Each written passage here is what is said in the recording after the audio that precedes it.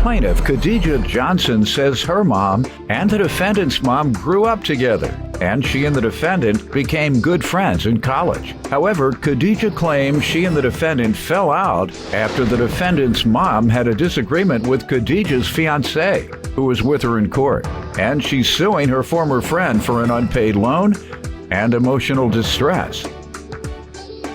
Defendant Jakayla Holmes admits that she had issues with Khadijah's fiancé, but says it's because he said things that scared her.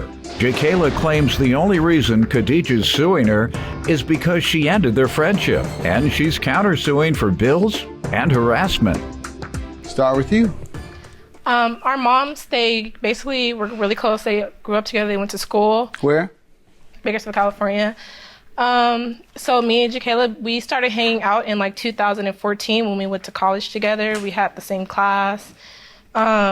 We became really close friends. We started hanging out a lot. At one point in time, I ended up moving in with her.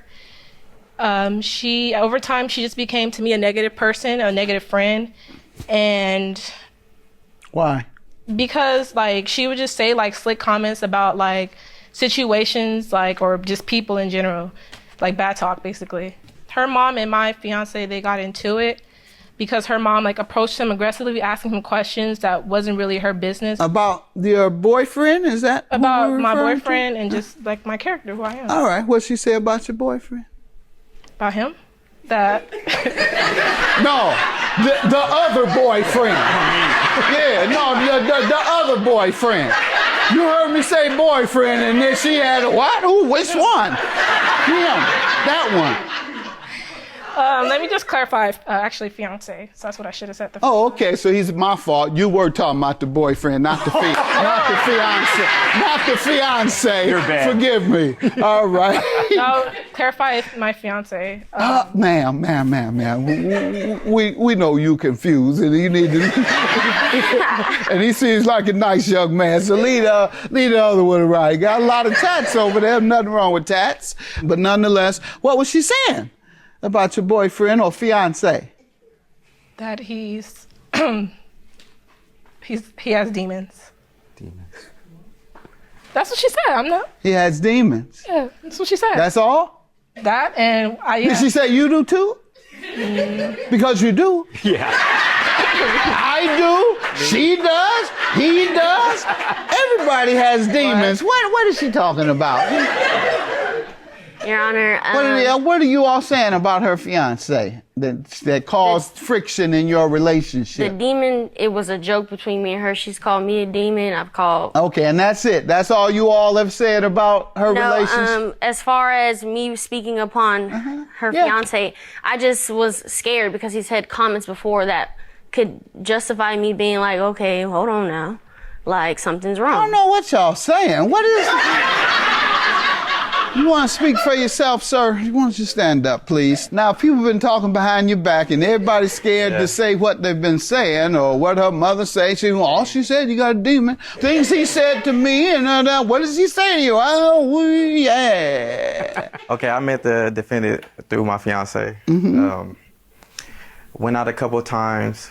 Everything was convenient for the friends, when I had homeboys there to hook them up with and stuff like that. But at the point where we took our relationship to another level, and in my opinion, her friends were being opportunists and they was getting exposed for being opportunists, it was a problem.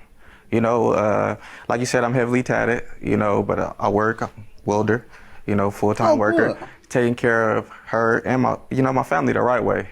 Yes, I'm a ex-gang member, but I'm not a cancer to my community anymore.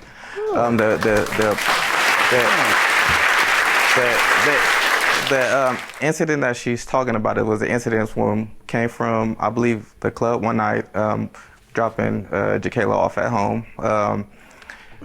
We put up in the driveway, I believe her mother spotted me from a distance, She came up to the car, but she came up to the car, not to me in an adult way. I was taught to respect my elders and so on like that, but she came to me as a kid. So I treated her mother as a kid. She came up to me and... Disrespectful, yes, you interpreted yes, that. not asking me, how are you doing, how was your evening? thank you for getting my daughter home safe since we be in so many incidents, you know, but Did she know of you being involved in any criminal activity in that time frame or something? Maybe that's the reason. Or you think she was just holding your past against you? Yes. What she knew of your past, or the stereotypes she may have attributed to you wearing tattoos? Stereotype of ignorance. That's my opinion. All right. She approached the car in an aggressive manner. Got it. You know, but you didn't do anything physical, and you didn't curse her out. No, sir. Did you? All right. Well, there it is. I think sounds like you were pretty much respectful in what you thought was disrespect towards you. You have teardrops. A lot of your friends killed or something? See, teardrops. Don't you have a few there? Yes. That's about how many you have there? I have about, I believe, like 12. 12 of your friends killed? Yes, sir. Because that's what each teardrop represents. What city are you from? I'm from Long Beach, California. Yeah, Long Beach, Compton is totally gang-ridden. And what group, if you don't mind, or gang? I'm affiliated with the Crips. Crips? Yes, sir. Okay. All right. I know a lot of Crips in L.A., Long Beach. I do. I know a couple of the founders of the Crips. Yeah. We've done things together in the community to try and discourage gang violence. Yeah. Tookie Williams, he was one of the founders of the Crips. He was nominated for a Nobel Peace Prize for the children's books that he wrote, discouraging gang involvement, and he was very effective in it, and went and met him, went to his funeral. Yeah, I heard about you being on the block doing good things. You heard me doing that? Yeah, I go over there and try to do a little work. And so I'm glad you're turning your life around. You being a welder, clearly you've done that. Yeah. And you're out of those streets. And I applaud you. It was about the same age. Yeah. I applaud you. You know, I was a street guy. And how old are you? I'm 26. Yeah, I was a street guy. I may have come out of the street a little earlier than you, but, you know, I pursued and achieved a career, so I'm glad to hear that's where you're at. And a lot of the gangbangers, I want you all to see and how you can recover from that life and become successful. One other thing I want to point out and ask you about, and I've always tried, well, I don't say it too much because I can't be too critical of these guys, but it's always puzzled me why the West Coast guys, and some in Chicago, they fight and shoot and kill, and it's unrelated to money. In Detroit, that's why they fight and kill. They getting some money. Can you explain that? Well, my opinion is I grew up being told that I wasn't going to see 18. So you don't think about your decisions because you've been pumped into your brain that you won't see 18. So anything after 18 is new to you. Okay, so it's not really about money because it's about, okay, let me protect myself from dying because the common belief is that I'm not going to make it past 18 or 21. So no, I'm not focusing on getting any money. I'm focusing on living. So, you know, folks need to understand you all are trying to survive. Unfortunately, they've dumped all these guns and drugs in the neighborhoods and subjected you to a failed education system. And so it's hard to come out of that in a failed education system. You can't get a job. Thank God you were able to get something using your hands because for the most part, school system has failed all of urban America and families have been destroyed for 2 generations of crack use. Unfortunately, we're going to see the same thing with the opioid epidemic. We're going to see families destroyed. And that epidemic just began, but unfortunately, that's what you're going to see. 2 generations. You're going to see the user, the parent, and then you're going to see the child who was neglected while the parent was on drugs. And so 2 generations will be wiped out like they were with crack. You take away education, you flood guns, you flood drugs. What do you think gonna happen? Everybody gonna go to church? No, they're not going to church. They're going to the corner. All right, so hopefully some of the current gang members will hear me and it'll get through to them as to what is happening in their world and they'll wake up like you did. In the meantime, we got to get to this 1,800. I gave her a $1,500 loan. When? August 11, 2016. 11. All right, and when was she to pay? She was to make monthly payments to me until the Beginning when? beginning September 28th, 2016. Okay, how many has she made? She's only made like periodically payments, and they all ended up to be like around 400. All right, ma'am, what do you say to this? So I did get the loan for $1,500. I was making weird payments throughout. But the only reason why I was making weird payments is because I was giving her whatever I had. What do you mean by weird? You're giving her counterfeit money? Counterfeit money? No, or like what? sporadic payments.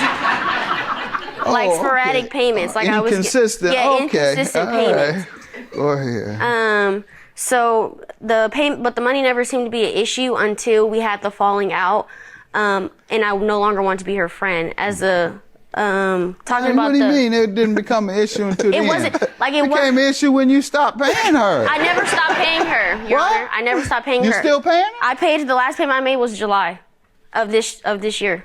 July, August, You're September. several months late. No, I'm talking the last payment. So I've been paying her since then, but the last recent payment I You've made never was, been late? Yeah, I've been late. How many times? Well, since then, Period. like maybe 8. What, 8 times you stopped paying her? I didn't don't know stop if you know paying it or not. When you're 8 times late, you didn't pay her those 8 times on time. How many did you miss altogether? I don't know, Your Honor. All right, so you don't know how many times you stopped. All right, so your counterclaim for $1,200 is for what? I'm suing her for the last bill. She said we lived together. In June, we did not pay the last bills because we had to move so quickly. What was her share? Half of it. So the I don't bill, know what that is. $67 Total? total. Okay. So, and what is the other? You say $67 for bills? That's all she owes? That's all the one I had for the Okay. actual And so proof what statement. else does she owe other than the $67? Why are you asking for $1,200 when the bill is only $67? Because of harassment. I have What has she done? statuses here of her constantly talking about me when the situation was Talking over. about you to who? Talking to status, Facebook, social media. Okay. And how many times? I have approximately, these are not even all of them. How many times do you have? At least like 15. Okay, and And what I do they also say? have- What do they say about This you one is actually that caused you emotional? It's him? No, you need to sue him later. We're talking about what she did. This is both We're of them talking on about this- what she did. Tell me Okay. what she did to you to cause you to deserve $1,200 for harassment. There's the statement where she's like, her and her family are like, she's like, I need a real friend. Okay, she needed a real friend. And that caused you emotional distress. You had to go to counseling. Exactly what happened. You have to have damages. Judgment for the plaintiff, $67 for you. Have a good day.